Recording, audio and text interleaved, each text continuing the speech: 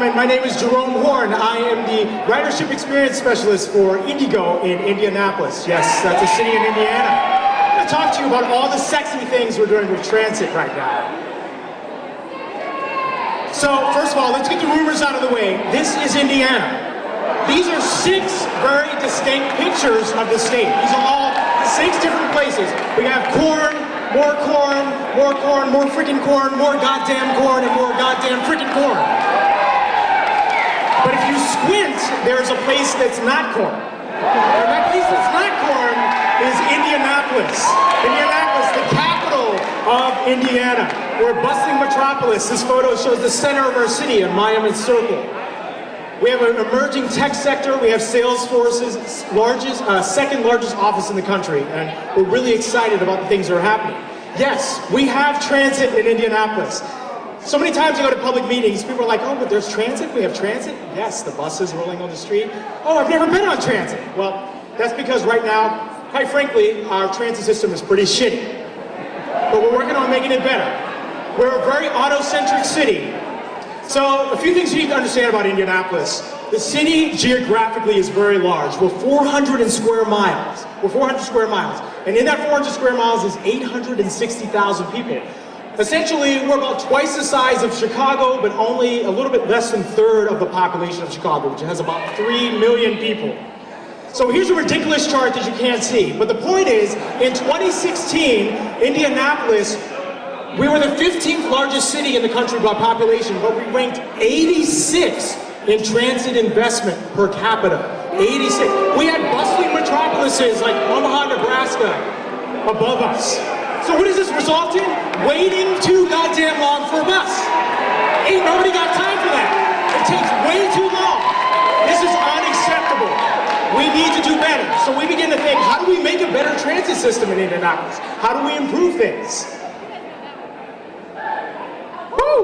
Having fun. So we came up, we redesigned the bus network. We have to think, okay, what are the basic principles? We have density, walkability, continuity, and linearity. I know all of you, those are sexy terms, you know what those are. But we really had to concentrate, with having such a big geographic city, we need to concentrate service on the places that we know fixed rail transit service does best. So right now we have a hot mess, that's our current system, lots of redundancy, and then we're going to sexy lines. Sexy lines. We're going from a hub and spoke system to a frequent grid network. Right now, most of our routes only run once an hour, and by the time we're done with this, it's going to be a 70% increase in revenue hours. So if you run transit more often, people ride it. Wow, it's amazing. Who knew? Who knew? Woo! I'm having fun, can't you tell? So, we're working on BRT. So, in addition to increasing our local bus network frequency, we're also building 50 miles of BRT, 70% of which will be in center-running dedicated lanes. This is really important. Absolutely important. If you want to have success with BRT, you've got to have that dedicated right-of-way. And we're doing level platforms, we're doing real-time information, we're doing off-board fare payment, all those sexy things. We're using 60-foot battery electric articulated buses. Yeah. You guys didn't know we were doing all this stuff. Wayfinding, branding. You got to think about your transit system. What is the branding? These are some of the examples we're thinking about using for, we're going to have 3 lines, our red line, our blue line, our purple line. We want them to be distinct, but we also want them to tie into our existing transit network. Branding and identity is really important. You need to have something that's recognizable. The other thing, this is not an actual bus. We have buses that are still in service, though, from 1997, which was the year that I was born. I'm just kidding, it's not the year I was born. It's fake news. So we're addressing that problem. Right now in Indianapolis, this is a photo of our battery electric buses. We have 21 battery electric buses in service right now. And we've had them since the end of 2015. They're really experiments. They're like rebuilt year 2000 Gilligs. They get about 110, 130 miles per charge. But we're really excited.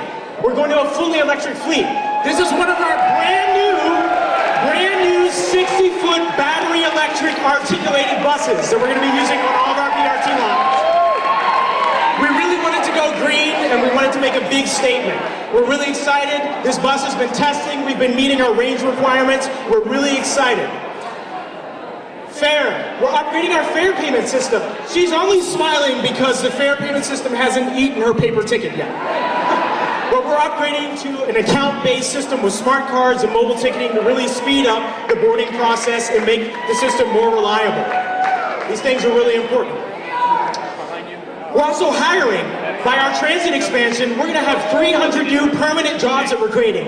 This is our first all-female operator class this year. We're really excited. And then community engagement is so important. Public meetings suck. They really suck. Oh, I said that out loud. This is our transit ambassador program. These are volunteers that we recruit, and they ride the bus. They're at our transit center. They come to community events with us, and they go to the public. They go to where people are at. We don't make them come to us. Last thing I want to leave you with, thank you so much. This is my bus stop sign collection. I'm a really big transit nerd. I love this.